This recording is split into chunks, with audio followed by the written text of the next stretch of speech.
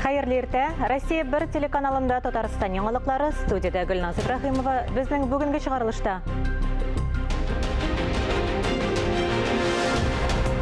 Наклы белемгә нигез Актанышта республикадагы 4-нче күптелле мәктәп ачылды. Батырлык онытылмый Казанда Бөек Ватан сугышы каһарманы Гази Захидовны искә алу чарасы булды.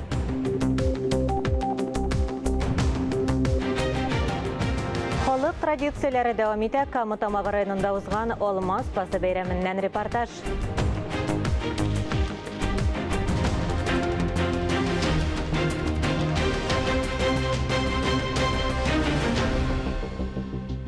Бүген Татарстан дәүләт телерадио компаниясендә Россия дәүләт думасына сайлаулар, шулай ук Татарстан дәүләт советына өстәмә сайлау алды агитациясе старт алды.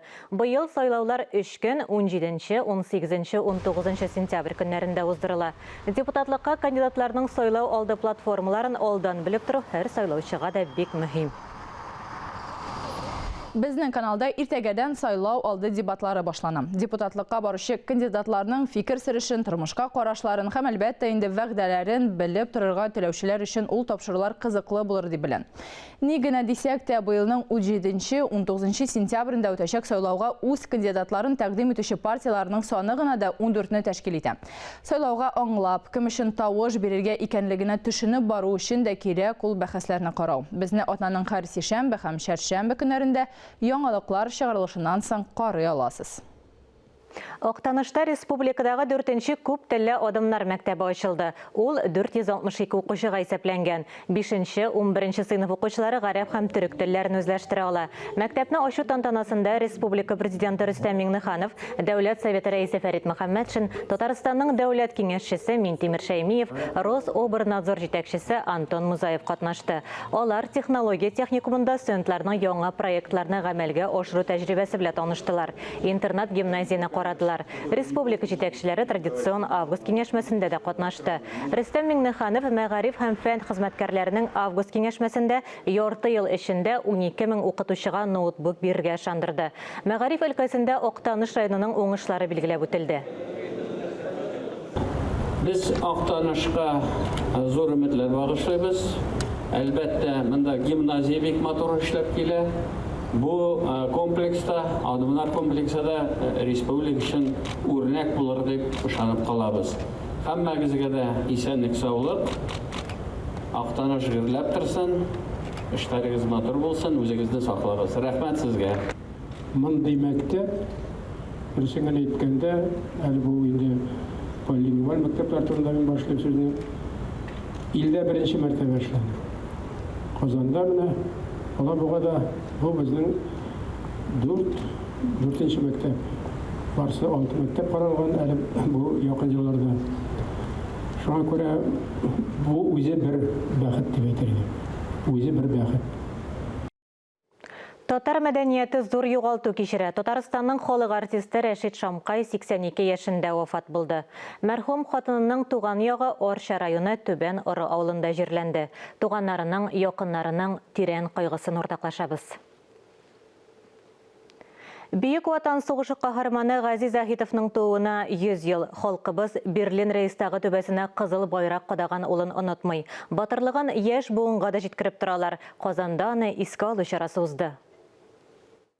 Патриотик шигырьләр каһарманның мәңгелек истәлеген яңарта. Бөек Ватан сугышында катнашкан офицер Гази Захидовның 100 еллыгын билгеләп үттеләр. Каһарман фашист илбасарларын үз өннәренә куып, Берлинга барып җиткән, Рейхстагка кызыл байрак кадаган абруйлы солдатларның берсе. Искә алу тантанасы җиңү паркында узды. Совет солдаты һәйкәленә чәчәкләр салдылар. Такое мероприятие, оно знаковое. Мондый чара бик әһәмиятле, чөнки татар каһарманы беренчеләрдән булып, Рейхстагны камалышка алып, түбәсенә җиңү байрагын кадаган солдат. Каһарманнарга багышлап яңгыраган җырлар, шигырьләр тарихи хатирәләрне яңарта. Алар батырлар истәлек кебек мәңгелек. Буыннардан буыннарга күчеп, совет халкының каһарманлыгын кабат искә төшерәләр. Әлеге акциянең максаты да буыннар чылбырын тоташтыру иде. Бөек Ватан сугышы белән бәйле барлык вакыйгалар яшь буында кызыксыну ята. Сугыш һәр гаиләгә кагылган бит. Бу барыннан элек гаилә тарихы, халкыбызның каһарманлыгы тарихы белән бәйле. Ел сайын бөек батырлыкка багышланган акциялар оештырыла. Алар җиңү тарихын буыннардан буыннарга тапшыра. Фанис Мөхәммәтов, Ангелина Морозова, Татарстан яңалыклары. Ел сайын август айында традициягә әйләнгән Алмаз пасы бәйрәм үткәрелә. Бәйрәм гадәттәгечә Кама-Тамагы районы Красновидово авылында катнашучыларын җыйды. Бәйрәмгә Татарстан мәдәният министрлыгы, Кама-Тамагы районы һәм Красновидово авыл җирлеге администрацияләре зур ярдәм күрсәтә. Тулырак алдагы язмада.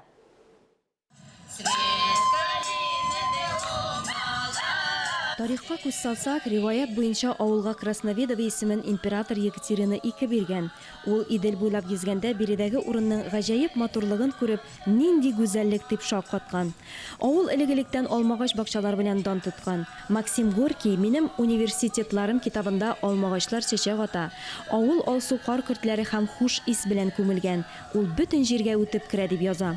Бик шат бу бәйрәмгә, бөтенебез бик көтеп тордык бу бәйрәмне, һәм безнең республикадан күп кешеләр килделәр бүген җал итәргә, һәм бүген монда күп артистлар чыгыш ясыйлар, һәм Мәскәүдән дә килделәр артистлар. Бөтенесен шул зур бәйрәм белән котлыйм. Яблочный спас – это любимый праздник в народе. Алмаз пасы халыкның яраткан бәйрәме, элек-электән киң таралган бәйрәм. Чөнки бу җиләк-җимеш өлгергән вакыт, уңышны җыю символы һәм халык бәйрәме. Алмалы спас фольклор бәйрәме. Елдан-ел бәйрәмдә катнашучылар саны арта. Авыл кешесеннән тыш, Татарстанның һәм Россиянең төрле төбәкләреннән туристлар килә. Яблочный спас ул безнең берничә ел элек башланды инде. Биредә шул нәкъ менә шул бәйрәм белән ул җирдә традицияләрне торгызу белән бәйле иде. Максим Горькийның Красновидово авылындагы музей ул безнең Татарстан Республикасы Фәнни музееның филиалы булып санала. Аңа бәйләнгән. Һәм әлбәттә инде әлеге бәйрәмне монда уздыру турында, уздыру буенча сораулар бик тумады. Нәкъ Красновидово авылы, аның алма бакчасы бар, бик зур, бик матур алмаларга бай. Һәр ел һәм әлбәттә инде елгадан ерак булмавы шуның белән бәйле иде. Һәм инде әлбәттә Максим Горький безнең өчен кадерле чыганакларның берсе, аның монда биредә яшәүе, аның биографиясының бер мизгеле белән бәйле. Красновидово авылының төп горурлыгы Горький музее. Бу уникаль музей дөньяда танылган язучының бердән-бер авыл музее. Музей эше нәтиҗәсендә җирле халык алмалы спасны оештыру һәм үткәрү процессына ныграк җәлеп ителә. Определенное все сказано. Наш музей единственный в России сельский музей, посвященный великому писателю. Безнең музей Россиядә бөек язучыга багышланган бердән-бер авыл музее. Ул инде 41 ел эшләп килә. Бу Алмаз пасы бәйрәмен үткәрү генә түгел, ә киң күләм катнашучылар белән ял итү. Бу чара безнең музейда инде 8 ел уза. Башта кечкенә генә музей бәйрәме булды, хәзер бәйрәм республика күләмендә уза. Нутис, сказал он, не хотите ли приехать ко мне? У меня есть хорошие книги. Я помогу вам учиться. Через 2 дня. Я был в Красновидове. Бәйрәм музей буйлап театральләштергән экскурсиядан башланды. Музей бакчасында чәй белән сыйланып һәм мастер-классларда катнашканнан соң, халык төп программаны карарга беренче тапкыр искиткеч матур урында урнашкан биек Идел ярына агылды. Жыл сайын чакырып киләләр бу матур бәйрәмгә, жаратып киләбез бик каты. Бик каты матур табигатына сокланып, менә шушы матур каршы алуларына, үткәрүләренә сокланып киләбез. Шушы форсаттан файдаланып, сезне барыгызны да бәйрәм белән котлыйсым килә. Бүген бик матур бәйрәм, шундый гүзәл Идел, алма сыйлаулары. Без гаилә белән ел сайын монда киләбез, шундый тарихи авылга, Красновидовога. Бу концерт карыйбыз, ял итәбез, бик матур авылда катнашкан бу бәйрәм.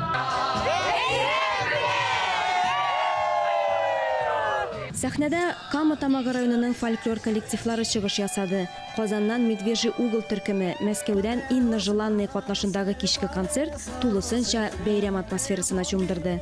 Алия Галиуллина, Найла Нәҗипова, Ири Хамидуллин, Татарстан яңалыклары. Татарстан Республикасы Милли музейының җәйге сәхнәсендә композитор Илмир Низамовның чираттагы иҗат кичәсе булып узды. Илмир Низамов композитор, күп санлы камера инструменталь симфония һәм хор әсәрләре, романслар һәм җырлар, театр һәм кино музыкасы авторы. Әлеге матур тамашаны хәбәрчебез Фәннур Хәсәнов та карап кайтты. Тулырак киләсе видеоязмада. Эльмир Низамов Татарстан Республикасы Милли музее белән бик тыгыз элемтәдә тора. Үз иҗатын яратучылар белән әлеге бинада һәр даим очрашулар оештыра. Музей ише күп кырлы булырга тиеш. Бүгенге тамаша шуның ачык бер мисалы. Казаныбызның нәкъ үзәгендә иң матур бакча. Безнең зур теләгебез монда һәр вакыт зауыклы тамашачы булсын, яхшы музыка яңгырасын. Композитор өчен иң кирәклесе язылган әсәргә башкаручысын табу. Соңгы вакытларда алар Эльмира Калимуллина белән тыгыз элемтәдә иҗат итәләр. Минем өчен ул, беләсезме, шундый шәхес, ул кешене бик әйбәт сизә. Ул синең вокаль мөмкинлеген дә белә. Шуңа күрә мине җырчы буларак ул әлбәттә ниндидер икенче баскычка мендерә. Минем җырчы буларак ул бик зур бәхет. Үзеңә җанга туры килгән композиторны табу ул бик зур бәхет. Эльмир Низамов Россия Федерациясе президенты премиясе лауреаты, Татарстан Республикасының атказанган сәнгать эшлеклесе, Татарстанның иң заманча композиторларының берсе. Безнең шундый идея туды. Бу концертта шул ике минем якын җырчымны бергә кушып, тоташтырып, менә шундый дуэт форматында да алар һәрберсе дә үз җырларын җырлыйлар һәм дуэтта җырлыйлар. Менә шундый идея туды һәм менә шул концертны шул матур җирдә уздырырга миңа насыйп булды. Фаннур Хәсәнов, Тахир Хәсәнов, Татарстан яңалыклары. Эфирда Татарстан яңалыклары дәвам итәбез. Бөтен Россия халык санын алу вакытында Казандагы исәп участокларында 2300-дән артык кеше эшләячәк. Төп игътибар онлайн форматка бирелә. 386 кеше контролер исәп участокларында, 2310 исәп алучы, күп функцияле үзәкләрдә 12 инструктор була. Җан исәп 15 октябрьдән 14 ноябрьгә кадәр бара. Мәгълүмат берничә төрле ысул белән җыела. Интернеттан электрон форматтагы сорауларга җаваплар алына. Кәрәзле телефоннардагы кушымта аша интернетка таштырылган компьютерлары булган майы документы күп функцияле үзәкләрдә эшләп була. Электрон форматтан кала җан исәп гадәти офлайн рәвештә дә уза.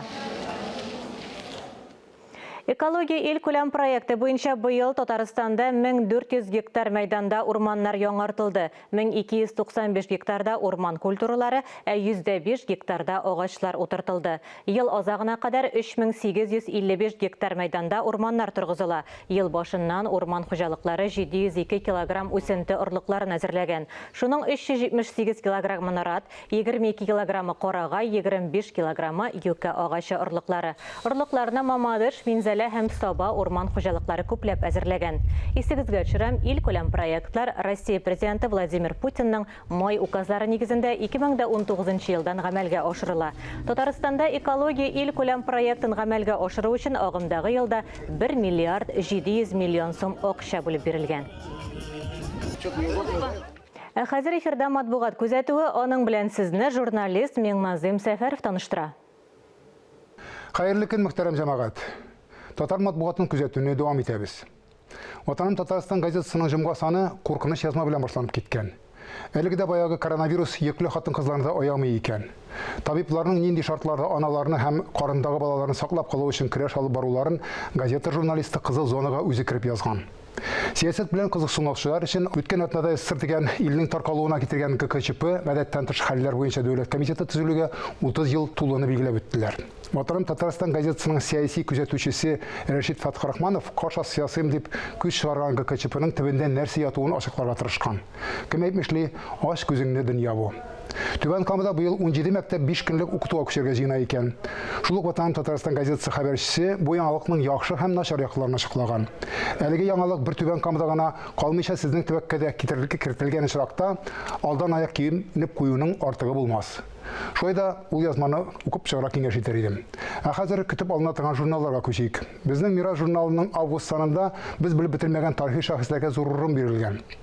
Себернең данлыклы татар байларыннан Әйтикиннар, Троицкадан Габдулвали Яушев, милләт гам белән яшәгән хәйрияче байларыбызны белү миңа калса бүгенге авыр заманда кыйблабызны турлау өчен генә түгел, иманы зәгыйфләнә башлаган адәмнәр сафына кушылып китмәү, үткәннәрне барлап гыйбрәт алу өчен дә кирәктер. Журналның баш мөхәррире Ләбиб Леронның күмәшче хаким оныгы яки Бисмиллалы гомер язмасы Әднә районының атаклы хакимият башлыгы Габдуләхәт Хакимовны бөтенләй икенче яктан ачып биргән. Язучы Фәүзия Бейрамова исә журнал укучыларын Себердә яшәүче татарларыбызның бүгенге тормышы белән таныштыра. Демократия, хөррият дип шапырындыга яратсак та, ни гаҗәп, ир затларыннан җәбер зулым күреп яшәүче хатын-кызлар да җитәрлек икән. Шимбикер журналында басылган шундый бәхетсезләр белән шөгыльләнүче «Мамин дом», «Анам йорты», «Кризис үзәге» турында сабыр итәм димәде икән исемле язманы гыйбрәт өчен булса да укып чыгара кирәктер. Асыл затларыбызга атап чыгарылган басмада билгеле инде бәхетле хатын-кызлар турындагы язмалардан тыш бар яктан да килгән татар ир-егетләрен күрсәткән язмалар да бар. Самарда милләтем дип жан атып яшәүче Радик Азизов шундыйларның берсе. Бу язманы малайлар үстерүче әти-әниләргә укып чыгу мәҗбүри диярим хәтта. Симбикер журналын бисәп тора торган тагын бер гыйбрәтле язма җырчы, композитор һәм продюсер Гүзәлиянең ачылып китеп эшен бушатуы. Фикерле белгән укучылар аннан бик күп тормыш сабагалар дип уйларга кирәк. Кеше гомере чикле. Шул вакыт аралыгында кулыбыздан килгән кадәр игелекле гамәлләр кылып калырга тырышсак иде дигән теләктә бүгенгә сезнең белән саубуллашам. Исәнлектә күрешик. Әлеге сәгатькә шундый яңалыклар иде. Мин Гөлназ Ибраһимова бүгенгә сезнең белән саубуллашам. Хөрмәтле телевизор караучылар, коронавирустан прививка сатырга онытмагыз. Үзегезне һәм якыннарыгызны саклагыз. Исән-имин булыгыз.